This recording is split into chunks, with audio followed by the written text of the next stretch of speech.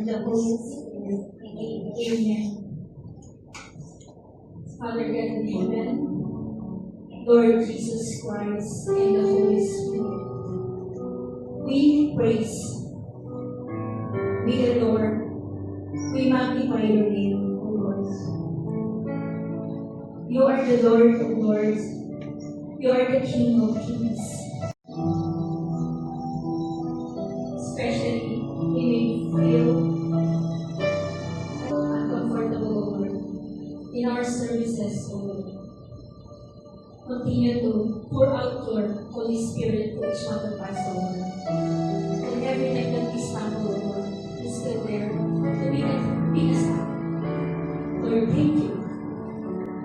God is good. Amen. So, meron po ba tayong bago? Meron. Okay. Mga sisters, so welcome sa ating worship. Pwede po ba namin malaman ang itong pangalan, kung saan tayo lugar sa Pilipinas, and sino po nila sa at anong gusto niya? Magandang hapon pala mga sisters sa ating lahat. Ako pala si Carmelina Siglos from the DFC family. Dati nandito na rin ako sa DFC 2017. Yes. Tapos, taga-ano nga pala ako, taga-Merida Lady.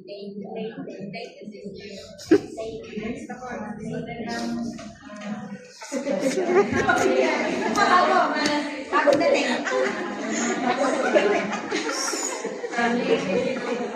Bye-bye. Invite ko ni Ate Si Din. Dami na ulit Magandang hapon po sa inyo lahat. Ako po si Laura Belabata from Pangasinan. O triune God, may praise and glorify you for this day, that you send our sisters, our beautiful sisters, O Lord, to be with us today. Thank you, Lord. Thank you so much. Loving Father, thank you for the gift of life. Thank you, Lord, for this, our sisters in Christ. Lord God, especially,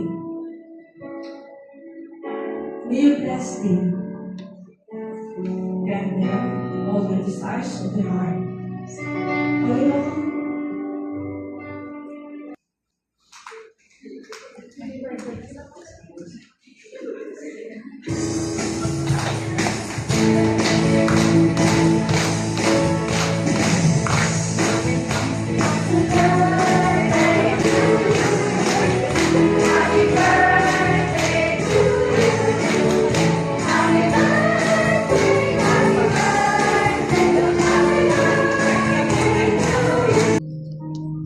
In Psalms chapter 103, verse 1, praise the Lord, O my soul. All my inmost being, praise His holy name. Ama nating makapangyarihan sa lahat, kami ay nadarituan sa iyong harapan upang purihin sa bagong pasasalamat. Lord, alam mo na ang bawat isa sa amin dito ay may iba't ibang problema na dinadala sa aming buhay. Ito man ay physical, spiritual, emotional, at financial. Subalit, Lord, di kami nawawala ng pag-asa dahil alam namin na may bawat problema at mga pagsubok sa aming buhay ay may solusyon. Alam namin na di mo kami bibigyan ng mga pagsubok na di namin kaya. Alam namin, Lord, na di mo kami pagpapalit. All our trials, worries, pains, sufferings, and happiness in our life, we lift them up to you, O Lord, because we know that we have an amazing God, a merciful God, a faithful God that we can need of all the time. Lord, you are our great healer. You are our strong defender.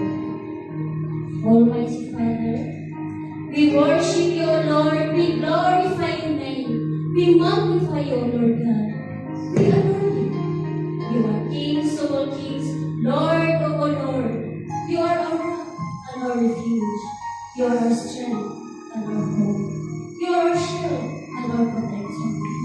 You are our great healer. You are our loving God.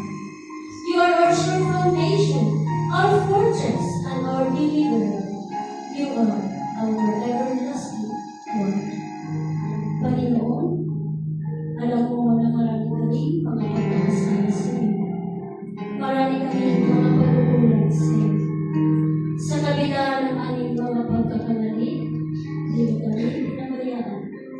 Nagpabago ka sa cross at binuwis mo ang iyong buhay para na kami ay maligtas sa kasalanan. Lord, you are our rescuer. You are our Redeemer. You are the Alpha and the Omega. You are the resurrection and the life. You are the bread of life. You are the Savior of the world. You are the beginning and the end. You are all that we need, all that we want. You are worthy of our praise. Lord,